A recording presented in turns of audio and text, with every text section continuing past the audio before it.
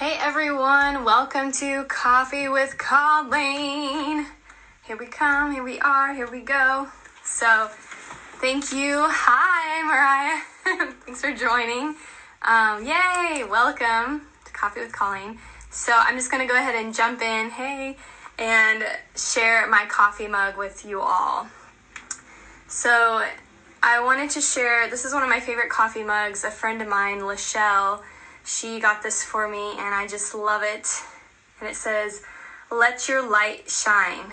And I just wanted to emphasize that today because I know there's a lot going on. Hi Max. There's a lot, going on.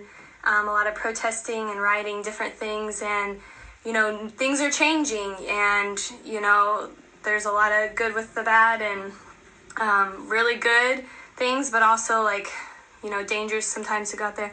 Hi. And so, but I wanted to encourage you all to let your light shine, because no matter who you are, and you have a voice. And that is hey Kelly, hey. And that is why I do this. When I first started doing Coffee with Colleen is because I was what, I love to encourage people, and I'd love to just get on live and see who would want, to be encouraged, or just share something that I have thought of for the week. But as I've been interviewing, being purposeful of having people on live with me. Hi Emily. And so, hey Kate, hey Caitlin. So as I've had people join me, I've realized that the big thing that I'm learning as a person for myself, but also encouraging other people, is that you have a voice, and we're all unique, and we're all valuable. That is something that when I interviewed Corey, my husband, we talked about a lot. You're valuable. We all have value. So I want to encourage you all to let your light shine, okay? Keep that positivity. Remember who you are, whose you are, but just keep shining your light. So that's the mug for there. It's really hot. It's actually, looks like a latte, but it's black tea. So today I'm so excited. Some of you who are on live with me right now know Kelly Easter. We've known each other since, I'll have to check with you, Kelly. I think it was since 2012. No, actually, I think maybe even 2011. But Kelly's amazing, super talented. He has a lot of favor. He's gone from living, from when I know him, in Redding, and then moving to Los Angeles. He has a crazy story. And he's, in the entertainment industry. He's had some cool acting gigs. He has his own music. He just released a single not too long ago. He's also amazing, super, loving and friendly, but cool, and just such a well-rounded person. And Corey and I are so blessed to know you, Kelly, to know him, and to have him as a friend. So Kelly, why don't you join me now? I know it's a little delayed, so we'll see how fast this is, but... So, as I'm waiting for Kelly to join me, I'm going to have a sip of my pretend latte. So if you guys are joining me with a coffee or something, let's just have a moment and enjoy our drink. That's what I'm doing. Yes, he is the best drummer in the world. Yep. He's an amazing drummer. He was a drummer for Bethel Music for many years. I'll have to ask him how long. I'm actually not sure specifics. But, so, and then also, I'm just waiting. I don't have an also. Oh, I will share this with you.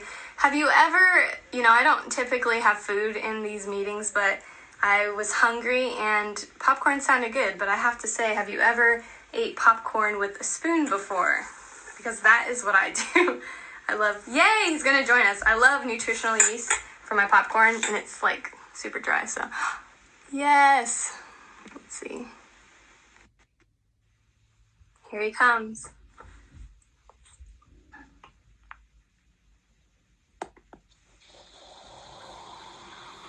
Hey. Hey. Yo. How are you? How do I get this thing to work here? Is it flipping on you, or what is it doing? I see your... Yeah, it's flipping. That's so weird. I don't know. Hold on. I've never had that. You continue on. I'm trying to figure out, too, I was going to try and do Facebook Live. It'd just be me, but... I think I may have... Let's see.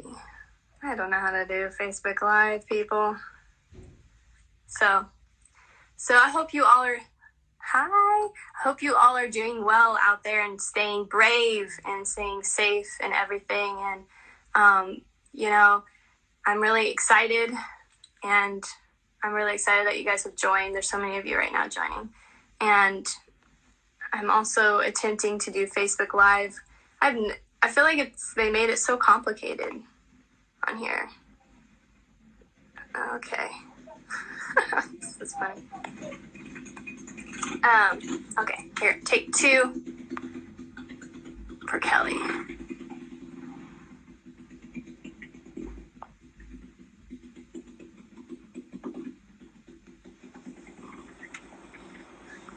It's showing your screen again. Oh, maybe it'll...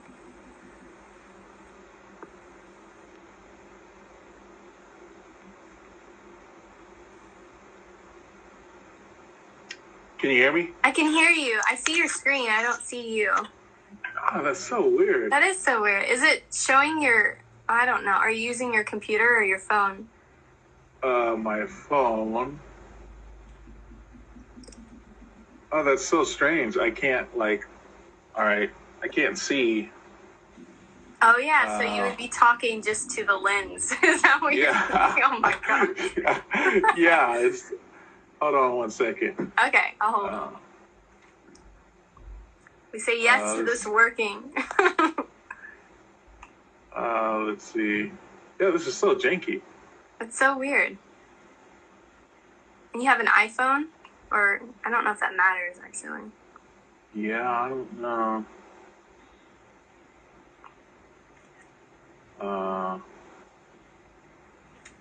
Okay. Hold on. Let's try this one more time. Hold on one second. Okay, sounds good. I'm gonna X out here. Okay.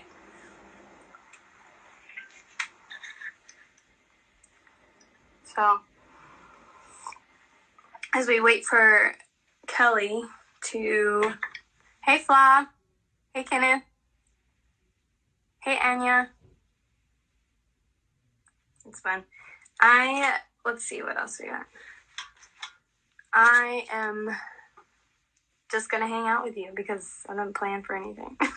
So, it's so good to see so many people popping on. I will say oi to the boom to Flavia. Here comes Kelly again.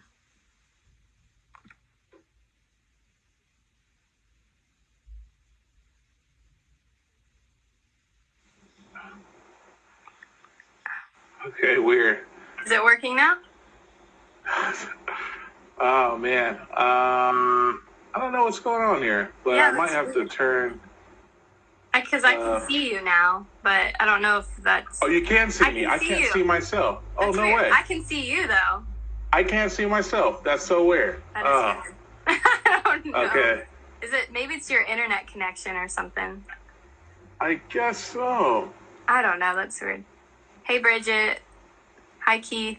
Lots of people are saying hi. Yo. Welcome. That's so... Well, now you're frozen. So maybe it's going to show you...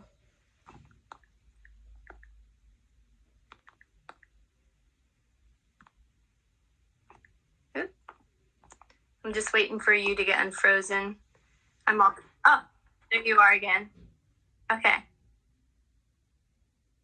Yeah, I think so. I think so. We'll see. Okay. I'm so sorry. That's okay. No, it's totally fine. When my sister was on... Well, you were here when Mindy had technical difficulties, I think. My sister... Yeah, so it's really strange. It's like the algorithms or the programs it's kind of glitchy. Yeah. Yeah, I like this doing it live on Instagram, but I'm eventually will probably do something different. I just like it because people can pop on. I guess people can do that with Facebook and other programs, so I'll just have to... I don't know. We'll see. Yeah. Okay. I don't know if it's Instagram or something. Yeah, okay. I know. Maybe it's like just it working with different phones and things like that. It's having trouble with picking up on different phones. Yeah. Yeah. All right. Well, yeah. At least you can see me. I can see you. I can Okay, see you. It's cool. weird because your time is off, though. So when you talk, it's yeah, really delayed, huh? Before. Okay. Yeah, Let me try one more time, guys. I'm so sorry. Let me get this right for you guys. One more time. One more time. Take 3 or 4. I don't even remember now. We got this. Hi, Vanessa. Hey, Nat. Hello, hello, hello. At some point, we will get this going. So, today, let me just think of what happened today so I can talk your ears off since I have this time to myself. I don't even remember what I did today. That's sad. It's hot in Pasadena. We don't have air conditioning. So even though I put powder on, you can already see sweat forming on my face. But grateful that it's warm. I prefer warm over cold. Interesting story, right? So, yeah, I'm so glad that you're here. I'm, just hope that you guys are doing really well. I know I already said this, but some of you just popped on and staying brave and staying safe. And I'll share my mug again because some of you are on now, and I know this will record, but whatever. Do whatever I want. So my mug today is Let Your Light Shine. And so I just want to encourage you guys to let your light shine and also declare that Kelly's light will shine, that his internet or whatever, his phone or my internet, it will collide and we'll have bright shining lights so that we can share and learn about Kelly and stuff. So, but thanks for joining, and yeah, yes, and yes. And if you guys have any questions for Kelly, maybe you know a little bit about him or you haven't seen him in a while or something, you can go ahead and type up those questions and I'll keep log of them so we can ask him some questions. So, or if you want to just say something encouraging to him, like please pop on and just write those encouraging things. And let's see who's still on here. Bridget's on here. Caitlin's on here. I Am Rock is on here. Max Frost. Awesome. Thanks, guys, for sticking on with us as we wait for this to work. And if you have any questions for me, you can ask me any questions too. So I, lost for words. All right, perfect timing. Please work. Yes, we say yes, it's gonna work.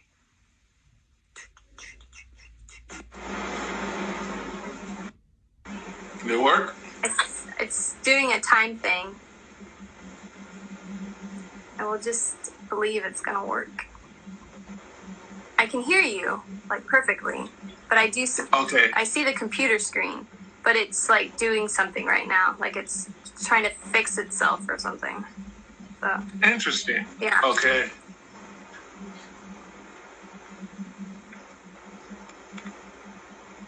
How are you, by the way? Are you doing well? Yeah, pretty good. I'm sorry about this. I don't know what's going on. I'm doing pretty good. Just, all things considered, today's climate, of change. But there's good things on the horizon for sure, and I'm excited about. Yeah. Yeah. Yeah, no, I'm glad to hear that you're staying positive. I really enjoyed the things that you've been posting. Just a lot of being honest but also I guess honest, I would say truthful, but the same thing, and just open. But yeah, even though I can't see you, let's just go ahead and start it. I know, did you pick out a coffee mug? We might do that when I can see you, so I can see you can show the mug, but were you able to find a coffee mug to share? I have my old classic tiger mug. I wish you guys could see it. I know, maybe give it a chance here. Yeah. I don't know why it's, being difficult. Yeah, so weird. It's like it doesn't. We say no to it. I just feel like no more interruptions with the internet. Just hope it just fix itself. So I I do want to see your tiger mug. So let's just pause. Well, on that, we'll go back to the mug. Well, actually, why don't you share? I don't know. Let's just go back to mug because I want you to be able to show it. I'm assuming it'll flip itself around at some point because it seems like it might be frozen, the video part. Yeah, that's really strange. I don't know what's going on with that, but yeah. Well, you know what? Let me see. Can you still hear me? I can't hear you anymore. Let me click you off. And because I can't hear you. And no! I just removed you, Kelly, right when your face showed up. So it went completely frozen. So go ahead and join again. This is hilarious. Yet not hilarious at the same time. Oh my goodness. It's funny.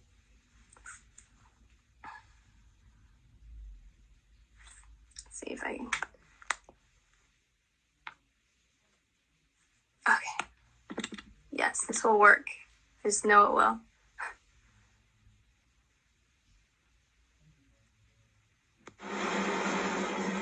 okay. Okay. So There. Yo, we got it.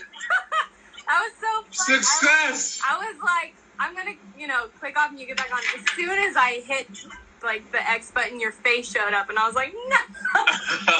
But so you think it was like just like a bad connection from the start, huh? I think so, honestly. Yeah. Dude. Oh my god. I wish I could be like the Nacho Libre guy. Yes, I love technology. It's not as much as you'll say. Always and forever. My soul is like a flying dog flying from the heaven above. Yeah. Oh my god. All right, let me put my ears in so I can hear you guys' heartbeats. Oh yeah. That's awesome. Oh my gosh, yeah, this is way better. I don't know what it was. I don't know. I'm just grateful. We rebuked that technological devil. Yeah, we did. We rebuked it, and it fleed. It went. You better flay, devil. Oh my gosh. All right, let's see that mug.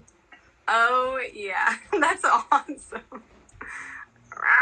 I love it. Okay, share the story. Why'd you choose the tiger mug, other than it being awesome? It's really, can you hear me now? Yeah, I can hear you. Perfect. It's really kind of my go-to mug. So yeah, it just, I just have it every day, honestly. Yeah. So, awesome. Yeah, it's just kind of, you have your favorite mug. I have other mugs, but it's just kind of my favorite, Mm-hmm. I love, it brings me relaxation and calm. And so, yeah, pretty simple with that, Mm-hmm. That's cool. So, it looks like a good size, too. I like when mugs are, like, really big because you can fit a lot of liquid in it. It's the perfect size. Yeah, it's perfect.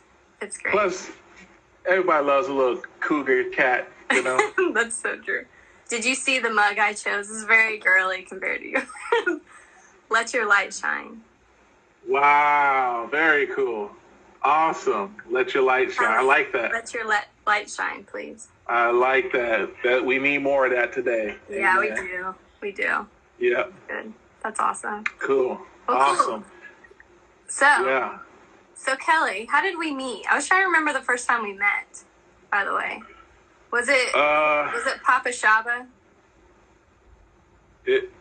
I feel like it might have been pre-Papa Shaba, but we really got to I guess speak and talk it out on Papa Shaba. Yeah, I would say that was when we got to know each other the most. Yeah.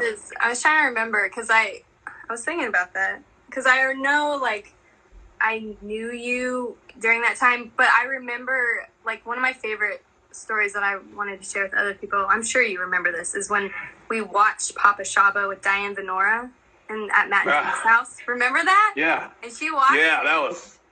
Oh yeah. And she just turned to you and she's like, just started like declaring, or you're like, you need to be an actor. Like, I'll sign you now if you're ready. Like with my agent and all this stuff. It was crazy. And I was like, I was all embarrassed, man. I was all kinds of. I was embarrassed as all get out, man. Yeah. Yeah, that was so cool though. Was that because I wanted to know, like, for you, for acting, like, I'm going to dive in the creativity. So, like, for acting for you, because you've been a drummer for years and a musician, correct? Like, yeah. So, yeah. What drew you to try out act? Like, when did you decide I'm gonna do some acting? You know. That was, I knew I would do acting eventually because when I was a kid, I would do impersonations, and my mom would wake me up in the middle of the night when she was entertaining her girlfriends. They were having daiquiris, and she would say, go do that impersonation of so-and-so, and I would do it, and her friends would say, oh my God, they would laugh and say, that boy is going to be an actor someday, you hear me? You know, so people would kind of speak that over me when I was younger and kind of, playful. And, so I figured at some point I would give it a try, but music has just kind of always been my life. I started off traveling with my mom and to revival services, and she was an organist. Yeah, she played for a lot of revival services across the country. And so I just traveled with her, and then she made me jump on drums. And so that kind of was my life for, just since I was probably 6 or 7. Wow. I actually didn't know that about you. I don't think you may have told me. I think I would remember that. So where? I think I would remember that. So where are you from? I actually realized I don't know where you're from, too. This is, like, terrible. Yeah. We've known each other. That's all good. Do you know where I'm from? I don't think so. Okay, good. Yeah. So where are you from, Kelly? From the Bay Area. Yeah, I was born out there. Okay. I was actually born in Everett, Washington, and lived in Everett, Seattle, Washington for the first 8 years of my life, and then moved to Richmond, California, and was raised there up until I was 19 years old. And just been in Cali ever since. That's cool. That's awesome. Yeah. I'm from Indiana, so wait. Indiana. Very cool. Yeah. There you go. Yeah. I like Indiana, but I like California more, So yeah. I love my family though. I wish they would all move out here, but I've tried that. It's not gonna happen. Yeah, they're like, nah. Once you born and bred into the farm life, it's hard to give it up, man. It is very nice. Like I was just in Indiana. And it was super peaceful. Like, and where my both my mom and my sister, where they live, is just really nice. Like my mom lives in like the suburbs, so it's like close to Whole Foods. Things that I love. And then Mindy though, and her husband and her family live like out in the middle of nowhere. So they have like 13 plus acres of land, like just quiet, beautiful. We like sit out in their back porch or back balcony and, sip on coffee and like listen to the birds. It's just like two different things, but it's nice. It's nice, but I don't know. Yeah. I like Los Angeles though. So. Yeah, LA is beautiful. It's just got its beauty, man. It really does. And the people. There's such quality people in Los Angeles. It does make it hard to, if you ever had to leave, that would be probably one of the biggest ones. Some of the most amazing quality people are here. Yeah.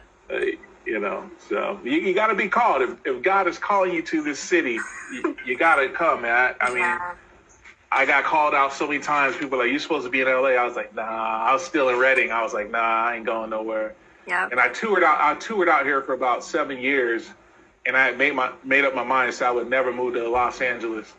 And man, I was probably one of my last years of touring here, and I think I was with Jesus Culture that tour, and Kim Walker after that, and that was just like I got called out and said you need to be here. You're going to actually live here soon.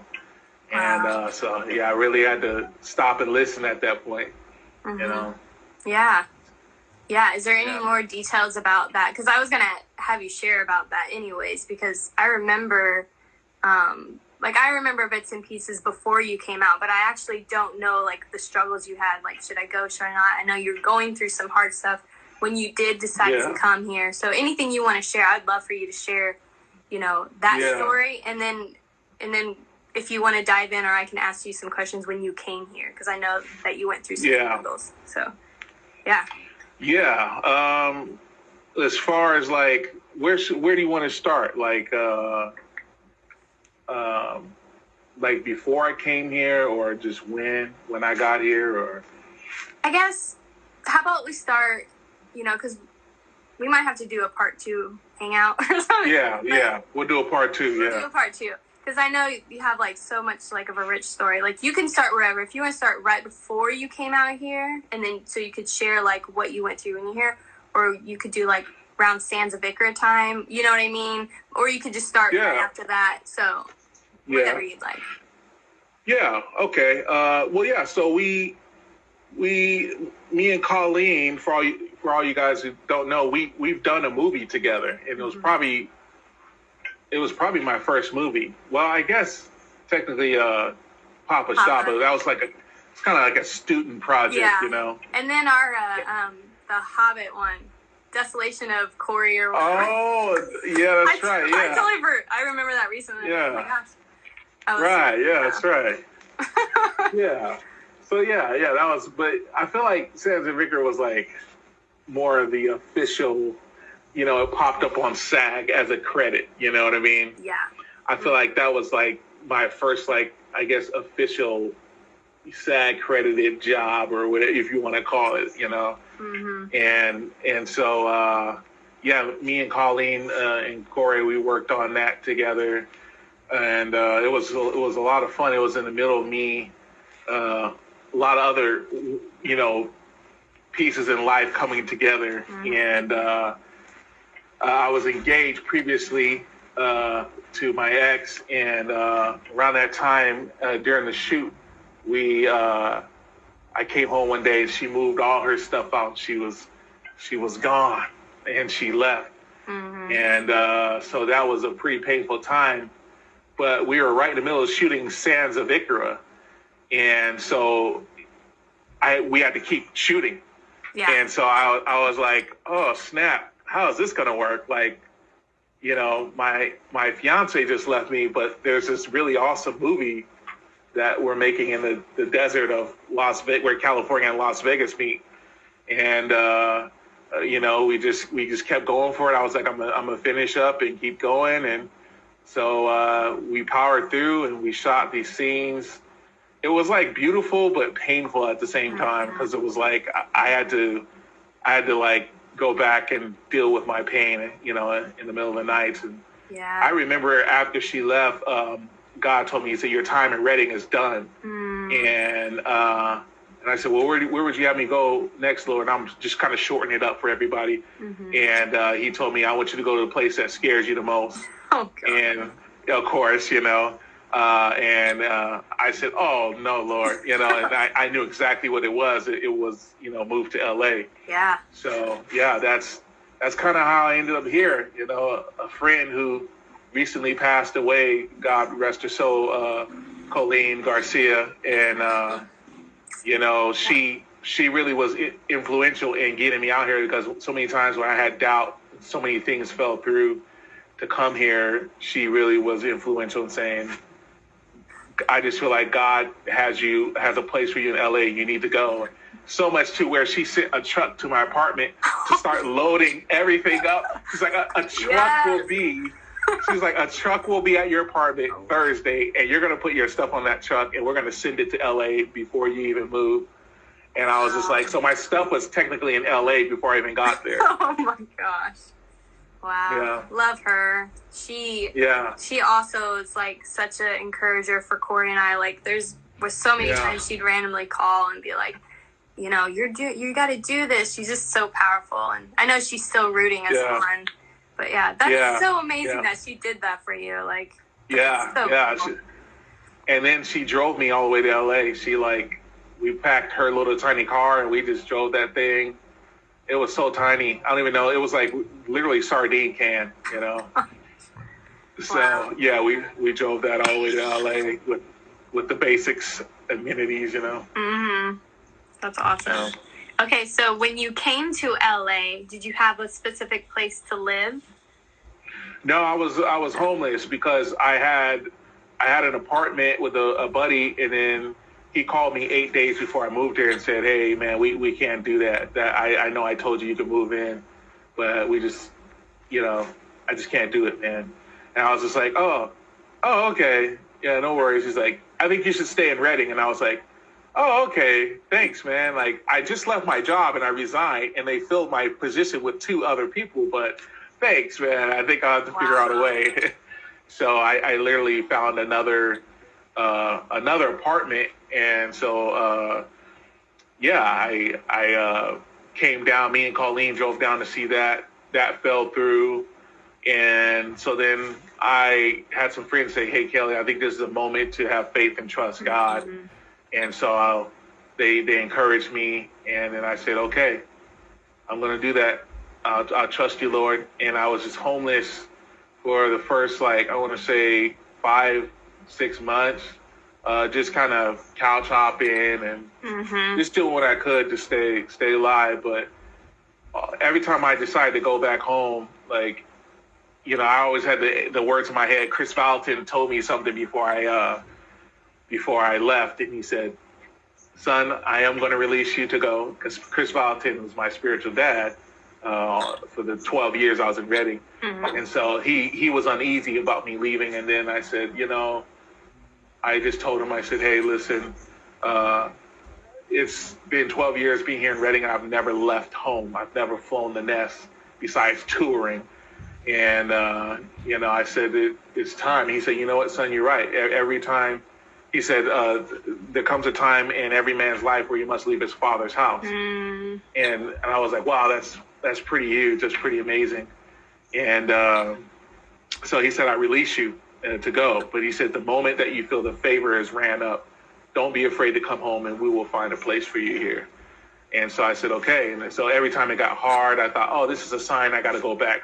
Because a lot of people were coming from Reading that summer, and they all were going back the same summer they came. And it was hard. It messed with your mind, because you're like, Yeah. am I next? Like, Yeah. people were just like, I can't do it anymore. I tap out. And so, yeah, it was nuts, man. But I held, God would, like, every time I decided to go back to Reading, he would do a miracle where that would keep me here. And I was like, wow. Like, it was stuff like my buddy would call me and say, "I got this big audition, and like, this is the role I've been praying for. Would you pray for me?" I said, "I'll do you one more over. I will come to your audition and bring the power of God to your audition, and I will pray outside of your audition." He was like, "No way. That would be amazing. I've never even heard of that." I was like, "I will stand in the gap for you, brother." You know? Wow. And so I went to his audition and to pray, and they end up calling me in, like, "Who are you?" And I was like, "Just the buddy. I'm waiting on him. Nate the co-star, he's in there."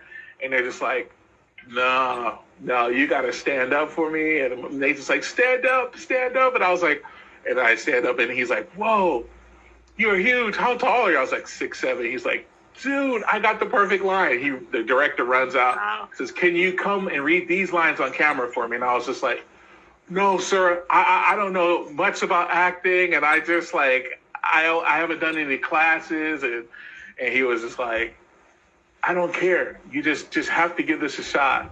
And I was like, Nathan said, "You got to do it, man." And so I ended up doing it, and he said, "Okay, I'm going to audition your buddy. And when I come back out, we're going to bring you in for the camera to read those lines for the camera." And so I just said, okay, cool. Sounds good. And I was shaking, and I was out there trying to pray for him. And then I said, "What am I doing? I can't be praying for him. I got to pray for myself." And because I was holding the paper, and the paper was shaking every time I lifted it up to read it, you know? And so, yeah, it was just crazy. It was just like, Wow.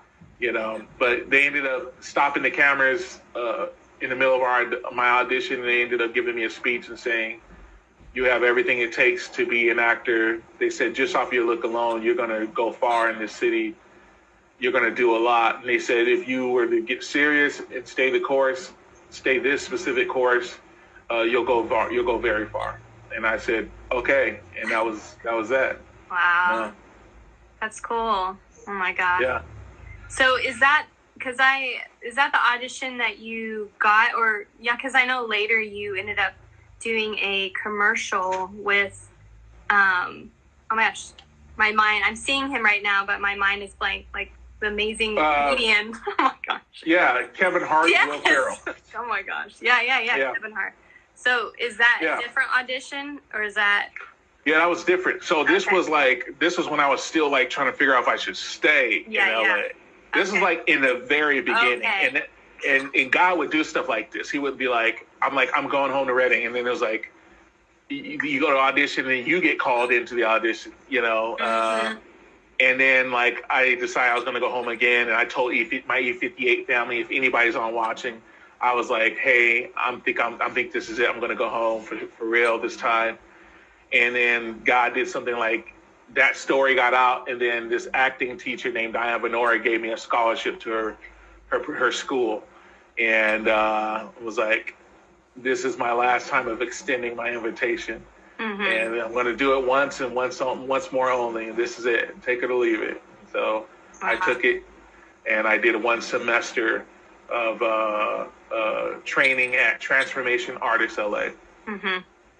And then I was homeless again. So then I couldn't continue, and I had to keep moving around to survive. She said, once you get on your feet, come back to class. So I got on my feet finally, and everywhere I went, people said, you got to act. And they encouraged me to get an agent. So I ended up getting an agent, and then we booked the Will Ferrell, Kevin Hart job. That was my first job in LA officially. It's called Get Hard. And then after that, Tosh Point Oh asked me to come on their TV show and do the same similar character. So I ended up doing the scene for Daniel Tosh in the Tosh Point Oh show. And then I got a second agent. And so it was pretty wild. Just kept there was like 5 jobs solid back to back, and kept me busy. So yeah, I love that too, because honestly, like Corey and I, when we first moved here, it is hard when you first get here. You really have to honestly like be called and be reminded. And a lot of times where we felt like, you know, is this even like for us? Should we even be here? We thought of when you were homeless and you stayed. And like, even though like I knew a little bit of like God kept bringing stuff to you to remind you, like, just keep going, going. For us, your story actually encouraged us to keep going, even though we didn't know the full, like literally we'd have moments where like, you know what, but Kelly stick to it. And he's, you know, we just it's going to be hard. Like, you know, just keep sticking through, like genuinely, that definitely like came to our mind a lot, because fortunately, like his uncle lives in, you know, La Crescenta. And so we were able to stay with him for a time, which was crazy. We didn't even think of it when we were looking for a place. But we told him we were going to move to Inglewood, and he's like, no, why don't you just come stay with us? And I'm like, oh, where do you live? And then he's like, this is where I live. I'm like, oh my gosh, yes, please. So it's just crazy. But I love how like God just showed up. Like, that's how good he is. I don't even know what your prayers were like, or if you were even asking for him to show up. It's just, he's like, no, you got to be here. He's just like very, very consistent, and that's awesome. So those were desperate prayers, man. Those were like sitting in the bunk bed of the guest room, just praying desperate prayers, and also those are tough because those are tough times because I was also dealing with the pain of, you know, my ex-fiance leaving me. So that, you know, as soon as you have a quiet moment, you're like trying to process the shock and the trauma of that, you know, and like literally 6 weeks from your wedding. And like, so you're just planning everything. You had to stop all the chairs and all the decorating and all the stuff from coming in. And so you're still getting bills coming in from the cable and all, you know, all these things, and that remind you of it. So it was like a tough time. I wouldn't wish it upon anybody to like do a big move like that and process pain, but there was such a grace for it because I did some inner healing before I came out here, and then I had people from my home back up in Reading just encouraging me to call him, like Steve De Silva if he's around, if he's on here. But I was able to call Steve De Silva a few times and called Debbie Adams, who had she was the author of a book called "Living from a Whole Heart." And it was all about living healthy, living out of a healthy heart, like after the trauma, after the pain. And so that was really good to have that while I was here. That's good. Yeah, that's good. Well, with that, do you have anything that you want to say to anyone with what you went through, like any encouragement or wisdom that you learned through all that? Oh, yeah. I mean, just, stay the course. If God is calling you to something, and I know it's hard, it's super difficult. I didn't even know how I was going to put this music out like recently and how I was going to get all done because it had been like 7 years or more, actually, almost 8 years since I had put anything out. And it just seemed difficult with all the crazy hoops that you have to go through now just to put one single out. And but God told me to do it, and He just said trust Him, and we got it out, and it's doing well, and it's opening doors for me to write with other producers and other artists now. And so, yeah, I would say if God is calling you to do something, trust in Him and stay the course. Even though it gets hard, man. I mean, down to your last cent, down to your last place to stay. I remember there are spots where they're like, hey, man, sorry, we got to kick you out tonight, bro. You're like, oh, shoot. And I was just grateful for them to let me stay. And so I didn't beg or plead. I just said, all right, man, I appreciate, everything you've done. And I just had to grab my bags and literally make phone calls and just figure out where I could go next. So, but God was with me in those moments. Sometimes you feel like, how could you let it get to this, God? How could you let this happen? Yeah. But, yeah, totally. Like they say, pressure makes diamonds, and so there's all this wisdom you get from it. There's all this strength you get from it, later in life. You're like, I remember when, and so yeah. That's good. That's something that encourages me, all that you just said, honestly, because there's a couple things that I'm working, because I, want to do acting really bad, and have an agent. I got an agent, but I haven't gotten anything with him, and I know What's up, Rochelle? Oh, hey, Rochelle. Rochelle. But I haven't. Thomas Griffin. Sorry, no, Thomas Griffin. I don't even know who's saying hi. Oh, so cool. Hi, Rochelle. So I've been feeling kind of like, God, why aren't things happening? And He's given me a couple things, like do these things and you'll see some things falling through that I've been working on. So that encourages me there. But also, like you saying what you've learned through this process of, like, you've grown a lot, like putting pressure to a diamond. That's how you make a diamond. I recently was like, man, Lord, why can't we just like get there like this? Like, why do we have to like walk through mud and like grow and all these things? Like, why can't you just, get us there? Like, you're the God of miracles, So I'm like, why can't it be like that? And then He showed me working out, and He said, why would I give you 100-pound dumbbells if you can only lift like 10 pounds? Exactly. Like, that would break your arms. Like, you wouldn't be able to do it. It's like, I need, as you are working and not striving, but like working consistently and building your muscle, I can give you more. I can give you more. I can give you more. So that, I totally like feel that. And like, to encourage you, Kelly, I don't know like if you have been auditioning lately, but I think I may have said this to you before, but just the last story you told me about, I know sometimes auditioning is hard where you get to like almost the last bit and you're not getting it. And but I just want to encourage you again, as I did before, like, just keep going, because those are the stories we hear all the time. And I've talked to casting directors. I know you probably have too, but like the point is they like you and they just haven't found the right fit, which is annoying. but God knows the perfect TV show for you or the perfect movie, you know? Yeah. And I know, like, so just, I want to encourage you with that. Like, and I just so, like, believe in you and so, like, so much. You have so much, not only favor with man, but, like, I just know that God's favor on you is, like, thick and so beautiful. And it's just, he's created a good man. And I feel like you have been created for some, like, really important things. So I just wanted to say that to you. So thank you so much. Yeah, you're welcome. Yeah, and I wanted to also, like, open up. I was gonna ask you another question, but I'm trying to think with time if we want to go there. I mean, we can. Time is unlimited for us, but I also want to. But I wanted to let you share anything on your heart about, like, what's going on and with all, you know, the protests and all the. If you feel like you want to share anything, like, just. Because for me, as like when I've seen your life, I don't know every detail like the closest friends of yours or your family has known, but I see you as such a powerful person. Like I just see you as like super powerful, and you've had a lot of favor, and and I know like so I just wanted to hear from you, like any encouragement you want to share in that area, or anything that you've had on your heart.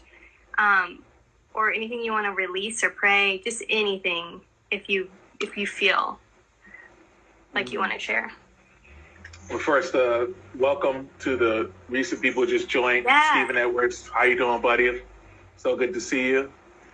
And all my friends and family on the stream today. I know it's a hard time for a lot of us, especially Black people.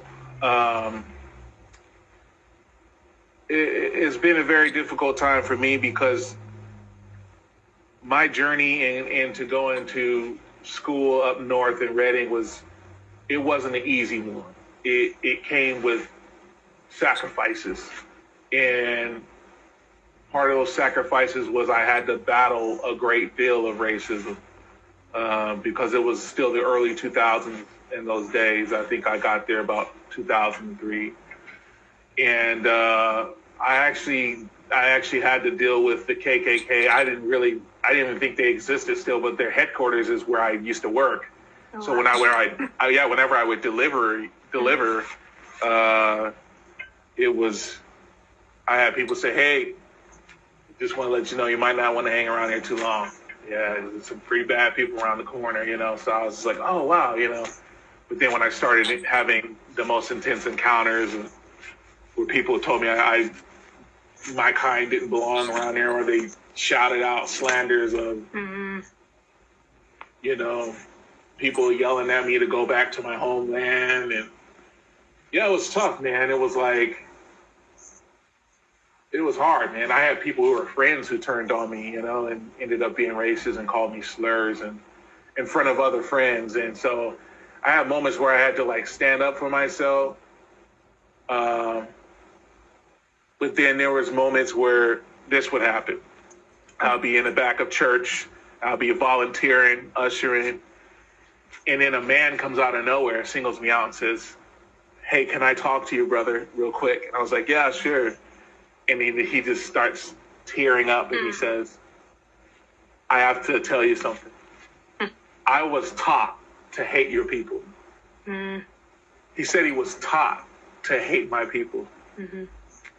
And he says, "But being at this conference, you standing at the door, greeting me," and he said, "the love in your eyes." He said he was taught to not even think of Black people as people, like as animals or something, you know? And he said when he saw the love of God in my eyes, and as I greeted him every day with love, he broke. And he said the love of God broke him. And I was like, I didn't do anything, you know, but God was, I guess, using me to heal this person of their hatred towards Black people. And so he began to cry, and he started weeping tremendously, saying, "Will you forgive me? Will you forgive me?" And I said, "Yes, it's okay." And I held him on my shoulder, and everybody starts turning around, and this is the middle of a service at Bethel Church. They're in the middle of a service, and people start crying. And Wow. wow, whoa, this is crazy. And I'm like, I have no idea what's happening. Wow. From that moment, I had to make a choice and say, do I stay in this place that I don't really know very well, and I'm experiencing extreme racism, or do I go back home where I know I am loved and accepted? And something told me to stay the course, because God is about to do something powerful there. And little did I know that I would experience family beyond blood, beyond the color of my skin. Little did I know I would experience that. And I still have those friendships to this day. I still have those people who parented me and loved me. From some of them were Native American, some of them were white, some of them were, Latino. And the people I call brothers and sisters still to this day. And so my quarrel, I think, is not against white people, but I would like to say it would be more against the injustice and the inequality and the hatred towards another person. That's what I feel like I have to take a stand against. Yeah. And I think it hit me so hard seeing George Floyd, seeing his life being drained out of him that way. It hit me so hard, I just literally wept. I just cried. And I think it was just one time too many. I thought we were past a certain point. And truthfully, racism never went away. It just is being televised. And now, being in the quarantine, we were all able to see as a collective, as a nation, we were all able to see. And I feel like now we get to the truth, the heart of things, the heart of the matter.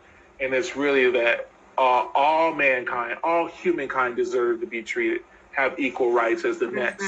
Whether you're white, black, Asian, or, whatever it is, whatever ethnicity or whatever color or creed you are, all humankind deserves the same treatment.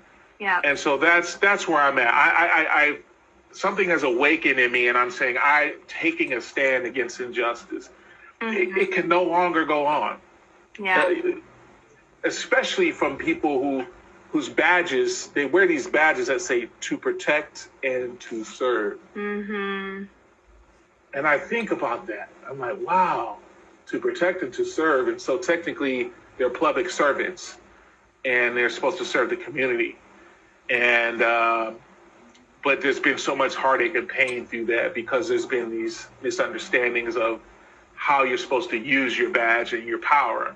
And some have used their badge for evil, and there's many who have used it as a collective for good. I have friends that are cops. I had an uncle who was a cop. It's like, and I'm sure many of us know at least one person who's a cop. And they're amazing people. It's not against cops either. It's just against the injustice. And that's where I'm at, is like, I feel like we have to take a stand against that. That can no longer go on. It's gone on for far too long. We buried our head in the sand, So no, I don't really condone the riots, but as Dr. Martin Luther King once famously quoted, riots is the voice of the unheard. And because these voices have been unheard for so long, now we have to deal with the consequences of pain. People say, well, don't destroy the community. And I agree.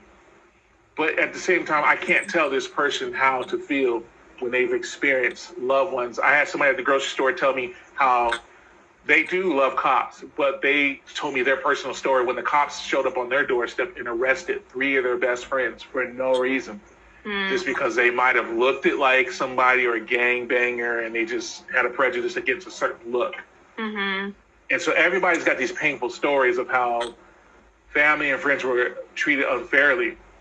So I think we have to stand up against this injustice. against a certain race or certain look or a creed, and we have to do things by the book. And for me, that takes new policies, that takes new laws, and that's what I want to fight for. I love the protest. The protest is a great start, but I think after this, I want to see some new policies in place, because already we've seen a lot of cops kind of start to come out and say, well, I actually know a few cops like that, on our force. And so now you see different states starting to clean house, but I feel like this should have been done a long time ago. So, it's really an opportunity for everyone to join together, to be unified and standing and looking in the face of evil and hatred and saying, I won't stand for you anymore, So, yeah. Yeah, that's good. It sounds like, and something that it sounds like you're just hatred and evil, needs to stop. And yeah, and I mean, because for me, I don't hearing that your story. I didn't know that about your life, which you carry yourself super well, and so it's what were you gonna say? Oh no, I was just, Oh no, I was just listening. No, yeah. So for me, I shared the dream that I had about God showing, justice, letting him have justice. So for me, I the writing. I love what you're saying. I don't like controlling people. So when you said just now about how you can't tell them how to express how they feel, I agree with that. It's interesting. It's hard too because some of the writing is killing people, and destroying businesses and that sort of thing. So it's just for me, I'm that must just be the surface issue. It's I'm not saying these people are kids, but as a child, if you're being controlled and contained, they usually lash out and throw fits because they're not feeling like they have a choice to and that I'm not saying they're like children. I'm just saying it's a human, just they're growing and learning how to, you know what I mean? So I love that what you're saying, because I think that we should have freedom to express, how I feel. And it's unfortunate that some of that is hurting other people, and it's kind of two wrongs don't make a right kind of thing is what I'm struggling with. But also, so what I was going to say with that is for me, I'm just been praying against the spirit side of it, because I know the enemy is the one who put those lies in those parents, that person's evil because they did this, And so for me, because I've just been praying for God to break, the deception of hatred and that's the people who are victimizing and hurting people, and you know what I mean. And so that's kind of been my safe place in a way, but I feel because for me, I want to get that root up. I want to see the change that you want to see. I'm it's time to get those things. The enemy wants to divide us and control us. And so it's telling me we only have 2 minutes remaining. So I guess we can only do this for an hour. But anyways, so tell me what you think. Yeah, maybe we'll do part 2, but tell me. I think it's going to come in steps. It's going to come in waves. I think it came in anger and rage, and in the last couple of days, it's been all peaceful. What it was intended to be, from what I understand, the original protests were intended to be peaceful, but there was people who piggybacked who were more angry, and then there was also, kind of anti-fascist groups involved and setting out. There's also people setting out bricks at random protest sites. So we see that there is some sort of anger and hatred thing, and then people trying to fuel war. So it's a combination of a few different things. But I think once the dust settles, a lot of people want to see a healing and freedom. And so what you're seeing now is officers linking arms with people in the protesters in the streets and marching with them, because this is what it was intended to be. And I believe God's going to get the victory out of this. And now you're seeing, I even saw churches coming out and joining in the protests, and they were singing "We Shall Overcome" in front of the police department. So you're starting to see these elements of healing, and it starts with the reconciliation and the healing. And then from there, I believe will come the reform. you know, policy reform. That needs to be in place. Like, we need to be doing constant checks on these officers, you know, because a lot of them clean up their social media, they clean up their background to get into the police force, but they don't really check on them after that. Like, how's your mental health? Are you good enough to hit the streets today? And, you know, do you have any racial bias, or, you know, like, do you really check